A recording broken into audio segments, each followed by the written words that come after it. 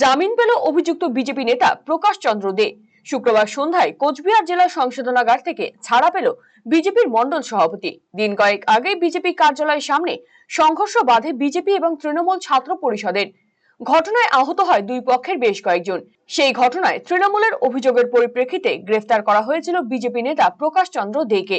অবশেষে ঘটনার ৮ দিন পর তাকে জামিন দেওয়া হয়। জেল থেকে বেরিয়েই বিজেপি নেতার অভিযোগ, এই ঘটনার সাথে আমি জড়িত ছিলাম না, পুলিশ জোর করেই আমাকে গ্রেফতার করেছিল। ওই দিন আমাদের বিজেপি জেলা পার্টি অফিসে তৃণমূলেরা হামলা করে।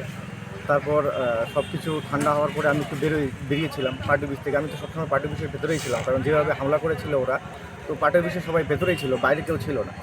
তো বের হওয়ার সাথে সাথে ওনারা জোর করে আমাকে তুলে নিয়ে গেছিলো। হেলমেটের কথাটা হেলমেট নিচ্ছিল, আর আমি ওনাদের একজন লেডি কনস্টেবলকে চাওয়ার পরে হেলমেট দিয়েছিলাম। ওনারা পরবর্তীতে ওইখান থেকে আসার পরে আমি হেলমেটটা চাই ওনাদের কাছে। তো হেলমেটটা মানে চেতে যাওয়ার সময়ই আমাকে ওই অ্যারেস্ট করে। আপনারাই হেলমেট দিয়েছিলেন পুলিশদের? হ্যাঁ, সেই যাওয়ার পরে এই কাজ। হ্যাঁ, আসর মারছিল তৃণমূলেরা। তো পুলিশ কর্মীদের আমি হেলমেটটা দিয়েছিলাম, তো সেটা আনতে যাওয়ার জন্যই আমাকে অ্যারেস্ট করে ওনারা।